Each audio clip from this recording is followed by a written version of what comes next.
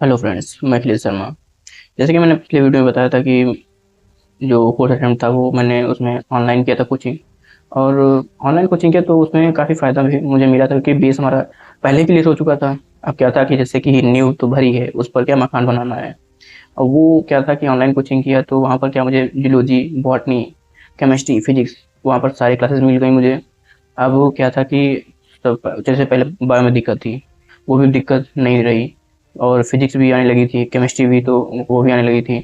तो क्या था कि फिजिक्स की वो जूलॉजी बॉटनी क्लास की अच्छे से, जिसमें बायो में भी अच्छे खासे नंबर आने लगे थे।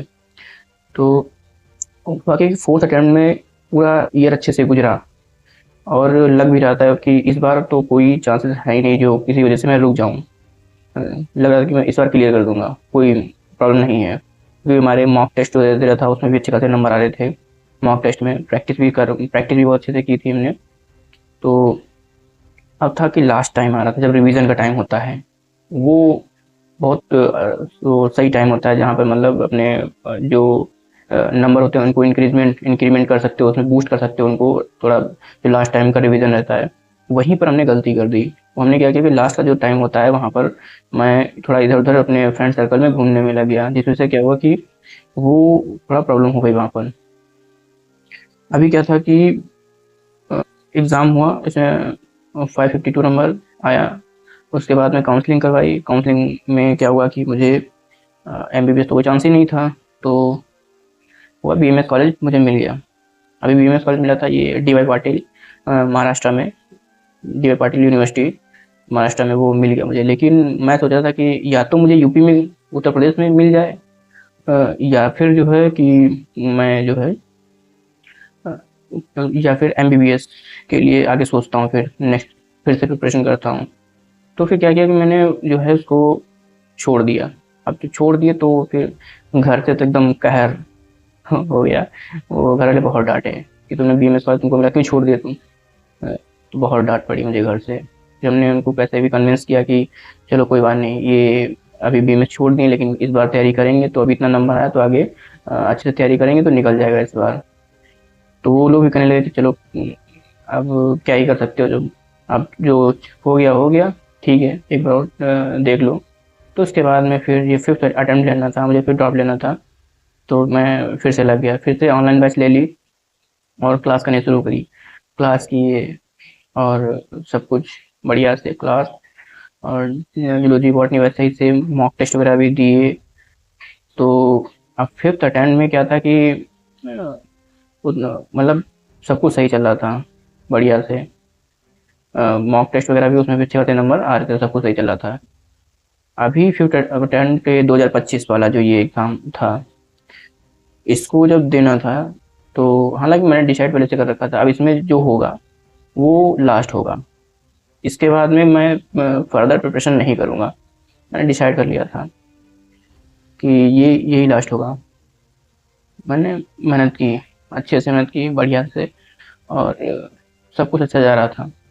लेकिन हुआ क्या कि जब एग्ज़ाम आया, नीट 2025 एग्ज़ाम आया, मैं जब सेंट्रल हॉल में गया तो कॉन्फिडेंस से पूरा ऊपर तक भरे हुए थे। इस बार तो फोड़ देंगे, अभी कोई नहीं रोक सकता है।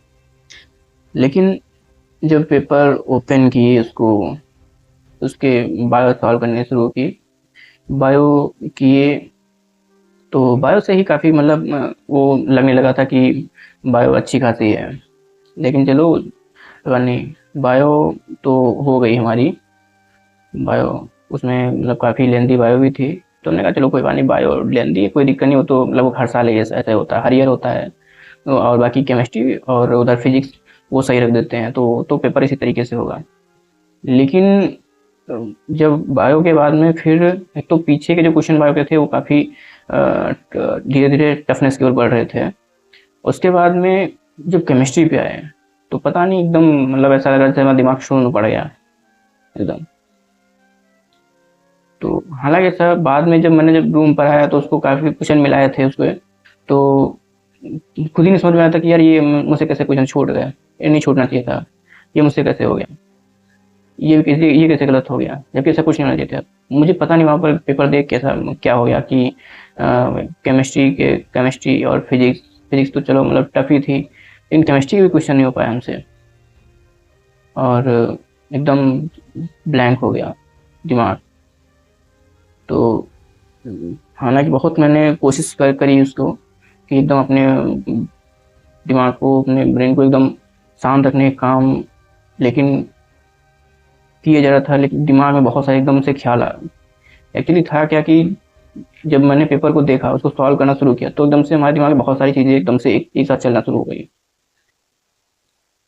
वो क्या था कि यार इस बार, लेकिन वो हमारा वो भी इस तरीके से नहीं सोचना चाहिए था हमें, उस टाइम पे इस तरीके से नहीं सोचना चाहिए था हमको। बस केवल फोकस करना चाहिए था हमें कि पेपर हमें सॉल्व करना है। ये नहीं सोचना चाहिए था कि मतलब ये तो लास्ट अटेम्प्ट हमारा है, कि अगर ये इसमें नहीं हो तो क्या होगा। क्योंकि जब मैं पेपर सॉल्व करा था तो मेरे दिमाग में ये एक ही चीज़ चल रही थी, अगर अब पेपर तो काफ़ी टफ जा रहा है, अगर इसमें नहीं हो पाया तो क्या हुआ। अब उसमें चक्कर में क्या हुआ कि हमारा केमिस्ट्री भी नहीं अच्छा हुआ, और फिर केमिस्ट्री के साथ में फिजिक्स तो टफ ही थी, तो केमिस्ट्री भी हमारा चला गया। और तो ये फिजिक्स तो वो तो हुई नहीं रही हमसे।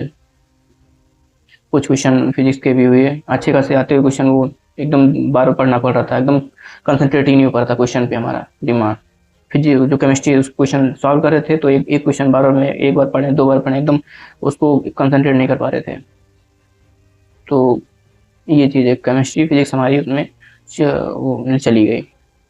अभी देखो एक पेपर हुआ है, अब क्या जो भी है देखते हैं क्या इसके बाद में रिजल्ट रहता है, और क्या ही होता है, जो भी मिलेगा। फिलहाल ये है कि ये अब चाहे मिले चाहे ना मिले, बस यहीं से अपनी नीट की जर्नी एंड होती है, यहीं सब कुछ छोड़ देता है। ये चीज़ है। शायद इस जर्नी में काफ़ी हमारी गलतियाँ भी रहीं, और होता क्या कि एक गलती को सुधारते थे, दूसरी गलती कर बैठते थे, दूसरी को सुधार तीसरी गलती कर बैठे, जिस वजह से कि इतना समय भी लग गया, और लास्ट टाइम पे आके जो प्रेशर फील करते थे, वो तरीके से लाइफ का एक्स्ट्रा बर्डन था।